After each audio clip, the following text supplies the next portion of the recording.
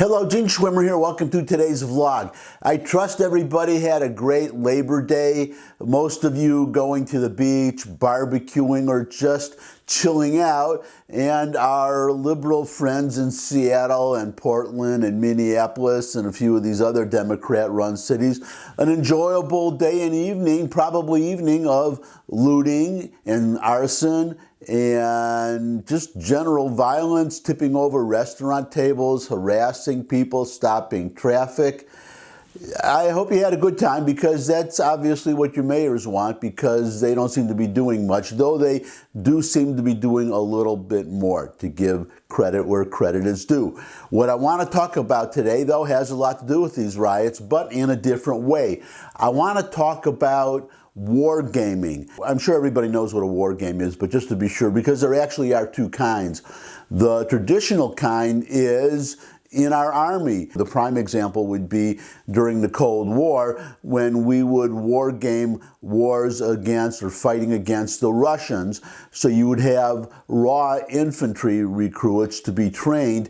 They would be formed into what would be called the Blue Army. Then there would be on the other side the Red Army. The Red Army would be veteran soldiers, career soldiers, trained to fight the way the Soviets do, very well versed in the Soviet tactics. And then the officers, the higher-ups, would stage a mock battle with blanks, and they would have referees who would watch the process. And that way, the two things would happen. First of all, the soldiers would learn how to fight Soviets the way the Soviets fight, so in an actual battle they would not be caught by surprise by things that the Soviets do, though of course you can never predict what's going to happen in war.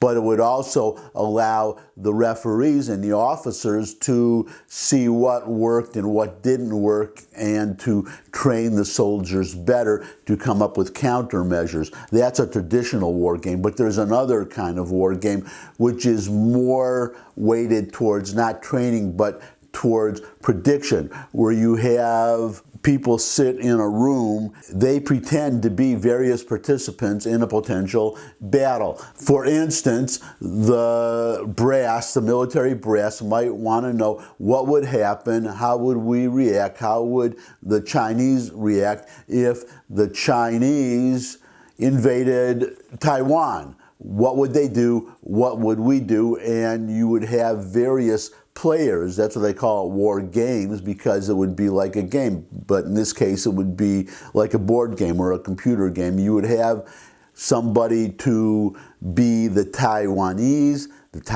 military, the Taiwanese leadership. Maybe there would be more than one other person on the other side, but well versed in the Taiwanese, to be able to emulate them and create a better scenario for how they would react. And you would have somebody who would be the Chinese and somebody obviously who would be the Americans.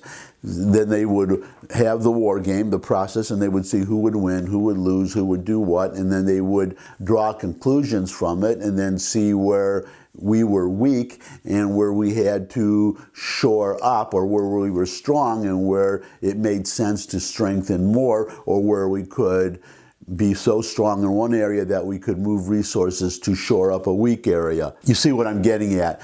The reason I talk about war games is because our Democratic friends did one. They did a war game of the aftermath of the election in November. What would happen under various scenarios. Now, this was a liberal group. I'll get to a little bit more about that, which makes the results a little suspect, because they went in with a few assumptions. They did not do a real bona fide war game because they went in with prejudices, and you don't do that in a war game. You need players to be, well, to emulate the various players in a real scenario so that you get an accurate picture. They did not do that. For the players, for instance, to play Donald Trump, they got Bill Kristol. Bill Kristol is a very virulent anti-Trumper, somebody who hates Donald Trump. So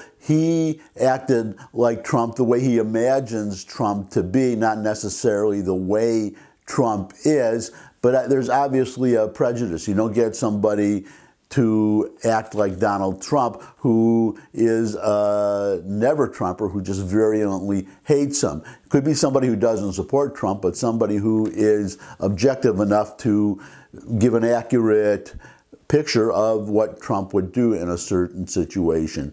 For instance, if you have a scenario where Trump, well, I'll get to that in a minute also, because I also have to talk a little bit about the prejudice aspect, which is that this war game was run from the assumption that, well, the way we ran our games against the Soviets and the way the Israelis actually today run their war games against Hezbollah and Hamas.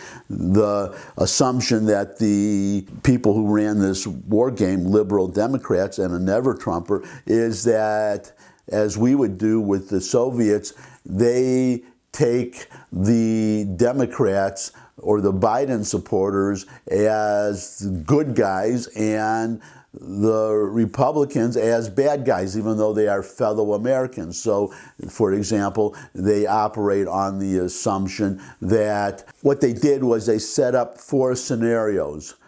One scenario would be Biden wins in a landslide. Another one would be, there were 4 altogether.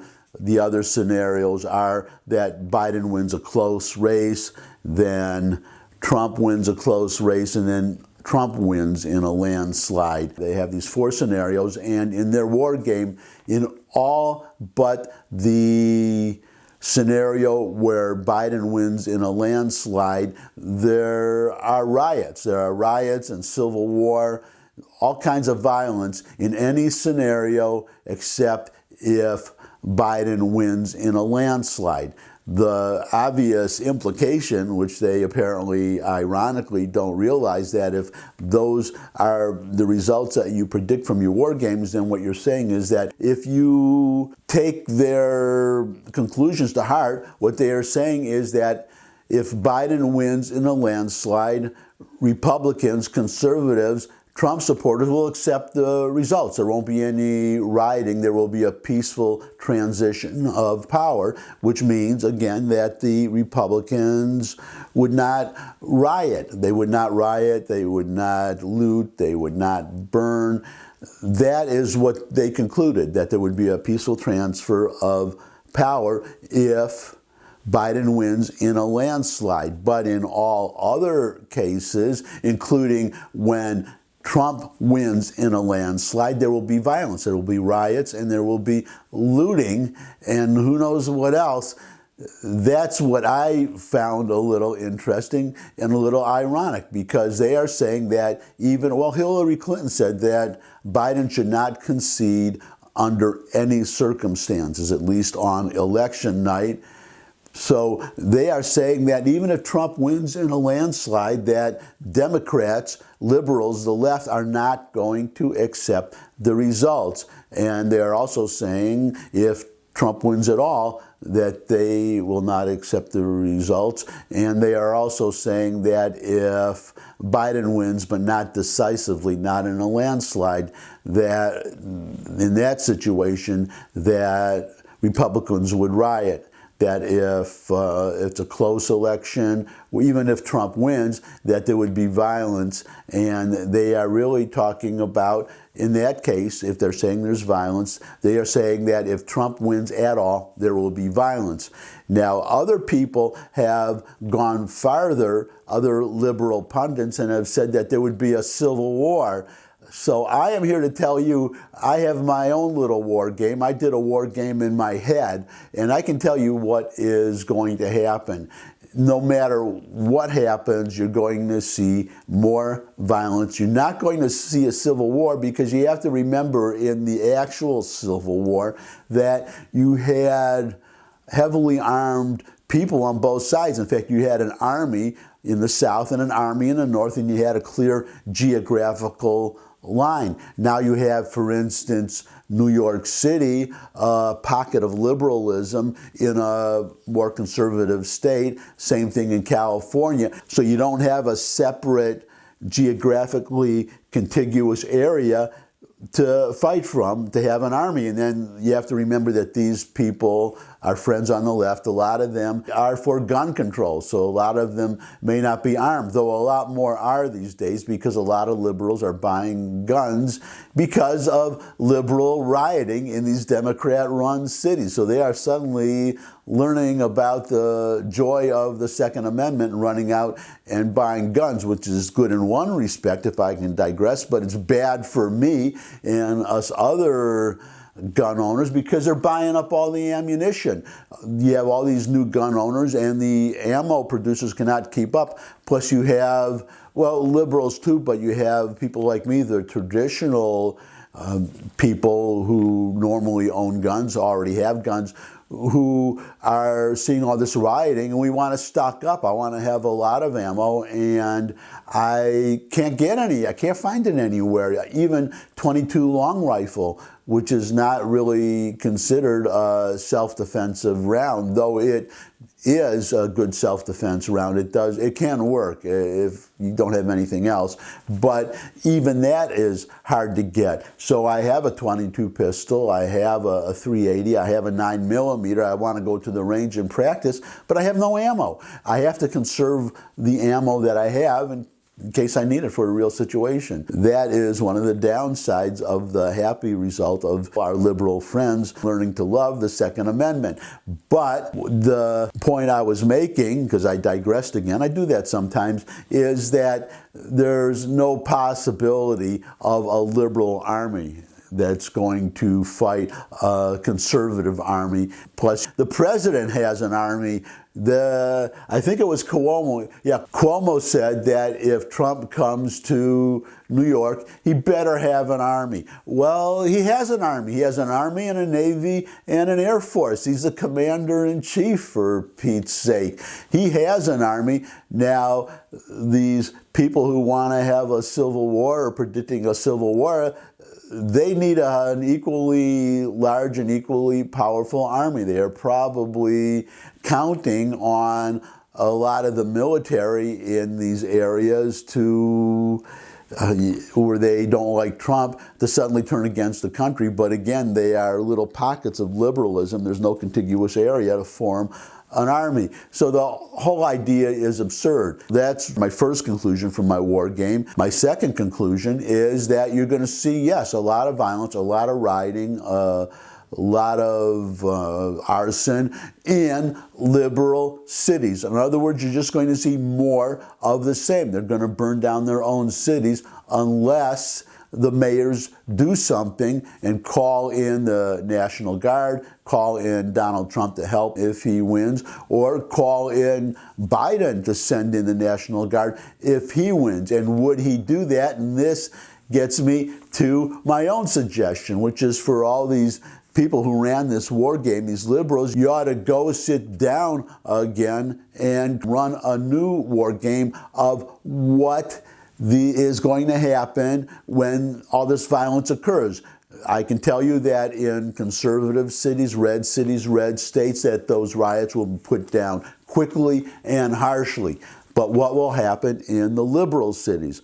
To game answers in either situation, you need players. Means you're going to need somebody to be the president, you're going to need somebody to be the state police, the mayor, the local police department, and you need somebody to be Antifa, who most of our, or many of our liberal friends do not even acknowledge exists.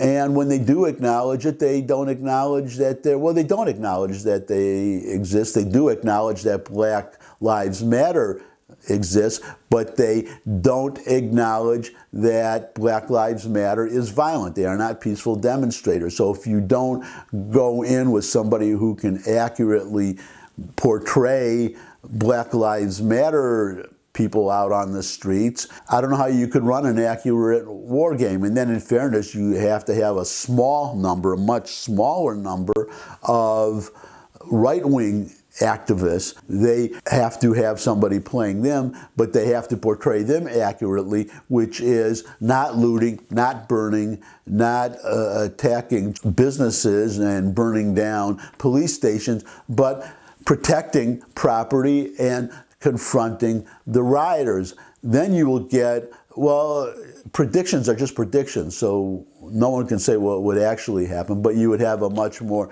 useful war game. So that is my suggestion. Run that war game. And that's it for today. Thanks for stopping by. As always, I appreciate that you're taking some of your valuable time to give to me. I would also appreciate, if it's not too much trouble, thumbs up if you like this video. Share it with anybody you think would also like the video. Got any comments? You can put them in the comment section below the video, as well as any questions, suggestions for future topics. I would love to have more subscribers, so subscribe. But most of all, come back and see me again. I look forward to seeing all of you again. And until I do see all of you again, bye.